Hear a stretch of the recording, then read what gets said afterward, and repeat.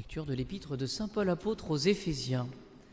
Frères, c'est à moi, le moindre de tous les fidèles, qu'a été donnée cette grâce d'annoncer aux nations l'incomparable richesse du Christ et de manifester à tous quelle est l'ordonnance du mystère, cachée depuis les siècles en Dieu, qui a créé toutes choses, pour faire connaître maintenant aux principautés et aux puissances célestes grâce à l'Église la sagesse de Dieu en sa riche diversité, conformément au dessein éternel qu'il a formé dans le Christ Jésus notre Seigneur, en qui nous avons la hardiesse d'approcher avec confiance par la foi en lui.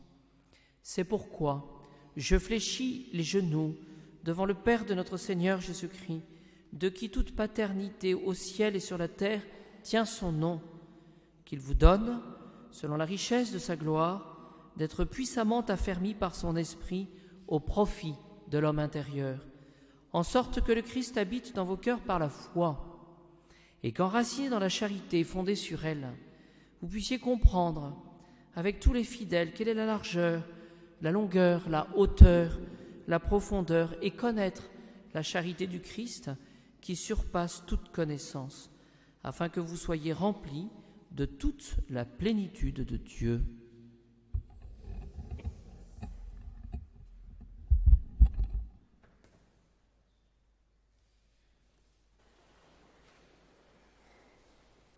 Chaque premier vendredi du mois nous donne l'occasion de découvrir une facette de l'amour du bon Dieu pour nous. Ce que nous pouvons retenir dans la lettre de saint Paul aux Éphésiens, que nous connaissons finalement par cœur, ce sont ces versets. Nous avons la hardiesse d'approcher avec confiance par la foi en lui. Il s'agit finalement de ne pas hésiter à nous approcher du Christ Jésus, de ne pas hésiter à croire à son amour, de croire à son amour, et de ne pas hésiter de croire à sa miséricorde. Je dirais que d'une certaine manière, cela nous l'avons. Regardons comme l'Église a facilité la communion eucharistique. Voilà, je dirais que c'est presque maintenant, ce serait presque l'occasion de rappeler un peu plus les conditions pour pouvoir communier.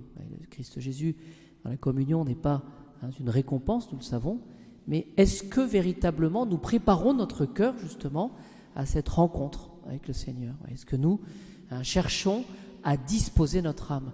C'est un petit peu la même chose quant à la confession. Voilà. Est-ce que je travaille véritablement au ferme propos? Voilà, je viens d'obtenir le pardon de mes péchés. Est-ce que je vais faire tout ce qui est en mon pouvoir, raisonnablement, avec sagesse, pour éloigner de moi toutes les occasions de péché? Ouais. Cela, nous nous en rendons compte lorsque nous entendons cette remarque: est-ce que le Seigneur, avec tous les péchés que j'ai commis, est-ce que le Seigneur va me pardonner? Voilà, eh bien oui, le Seigneur pardonne. Quand je reçois le sacrement de la pénitence, le Seigneur me pardonne. Oui. Et cela montre cette proximité. Nous avons la hardiesse d'approcher avec confiance par la foi en lui. C'est ce qui nous est donné. Alors le Sacré-Cœur nous donne l'occasion justement, qu'est-ce qu'il fait le Sacré-Cœur? Il nous montre cet amour. Voilà, il nous propose cet amour. Et pour qui? Pour nous qui sommes pécheurs. Et donc, c'est une réponse, me semble-t-il, à cette angoisse de l'homme moderne, ou à cet esprit d'indépendance de l'homme moderne. Qu'est-ce que le Seigneur va offrir? C'est l'amour. C'est un moyen de prédication qui est peut-être le plus efficace. C'est pour ça que le Seigneur nous demande de toujours faire le bien. Et plus que des paroles, une personne qui fait du bien, elle peut toucher les cœurs. Alors donc, ce qu'il faut retenir, c'est que Jésus nous montre son amour. Il nous montre son cœur blessé d'amour. Et les commentateurs disent que quand Jésus nous montre son amour, il nous montre de manière plus particulière sa générosité. Qu'est-ce que c'est que la générosité? C'est cette capacité finalement de donner. Est-ce que je suis capable, envers et contre tout, dans les difficultés, de passer sur les difficultés et de donner? Voilà, la générosité. jusqu'à s'épuiser et jusqu'à se consommer. C'est-à-dire que quand on donne, on donnera jusqu'au bout. Vous voyez, vous avez parfois, quand on demande un service à un enfant, il le fait, mais il râle tellement, ou il fait tellement mal, qu'on se dit, c'était pas la peine de lui demander. Vous voyez, ce que le Seigneur nous demande, il nous montre cet exemple, c'est de donner jusqu'à s'épuiser, jusqu'à se consommer. Donc il y a cette idée vraiment de don de soi par la charité, par la générosité. Mais le deuxième aspect que nous pouvons retenir dans la dévotion au Sacré-Cœur, un des traits spéciaux qu'il y a, c'est que Jésus nous montre cet amour, et plus particulièrement cet amour méconnu. C'est-à-dire finalement, ce qu'il faut comprendre, c'est que l'amour suppose en retour l'amour, et ce que Jésus fait en nous donnant sa grâce alors que nous sommes pécheurs, c'est que souvent, il y trouve, il va nous le dire, cet amour est méconnu. Alors, que disent les commentateurs par rapport à cela? Jésus nous montre cet amour méconnu. Voilà. Mais il est méconnu par qui, cet amour? Par ceux-là même de qui il pourrait attendre plus en retour. Voilà. Et c'est précisément notre cas.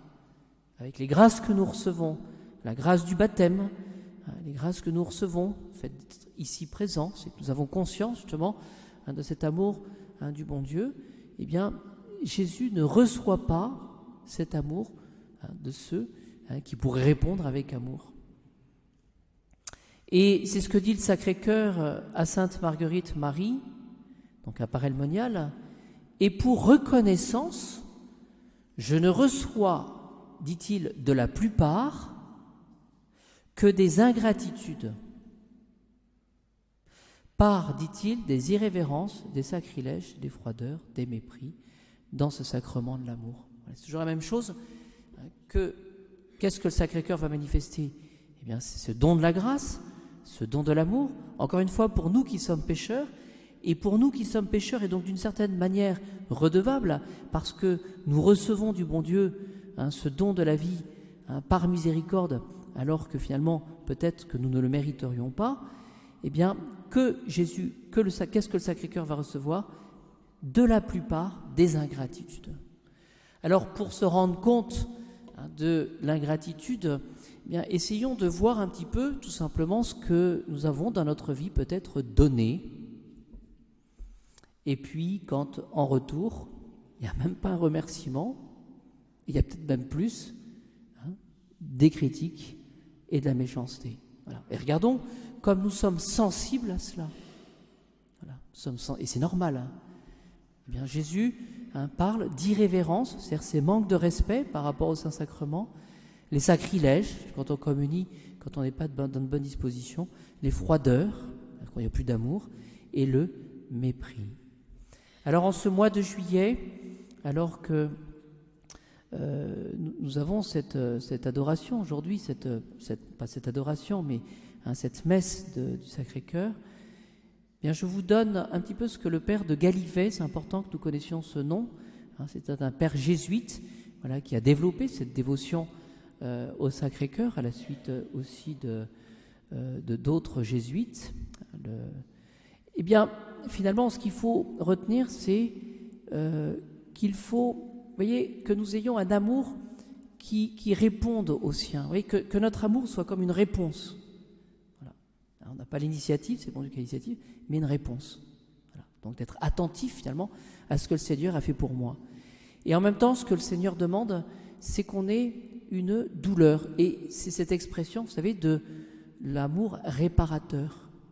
Vous voyez, Notre-Dame à Fatima a demandé aux enfants de faire beaucoup de sacrifices. C'est des enfants. Voilà. Et pourquoi est-ce qu'elle a demandé à faire des sacrifices? C'est qu'elle a demandé que ces enfants s'associent aux souffrances du Christ. Voilà. Et c'est ce qui nous est demandé à nous, lorsqu'on a une croix, lorsqu'on a une difficulté, une épreuve, une contradiction, que nous puissions regarder Jésus et regarder ce cœur très aimant de Jésus. Donc, une douleur qui me portera à réparer les injures qu'il souffre.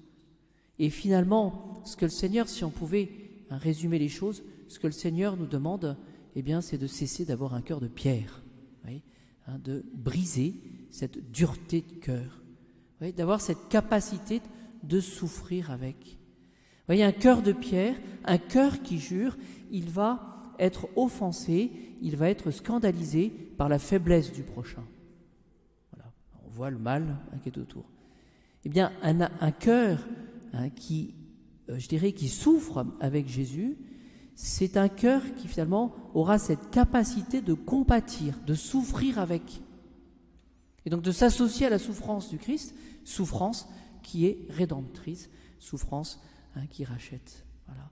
Donc cessons, ça peut être un autre aspect des choses, de nous lamenter sur ce qui se passe. Après tout, c'est le monde qui veut se construire sans Dieu, mais chacun à notre place, ayons cette capacité de souffrir avec Jésus pour ne pas être finalement des ingrats. Et ça demande un peu de notre personne, cela.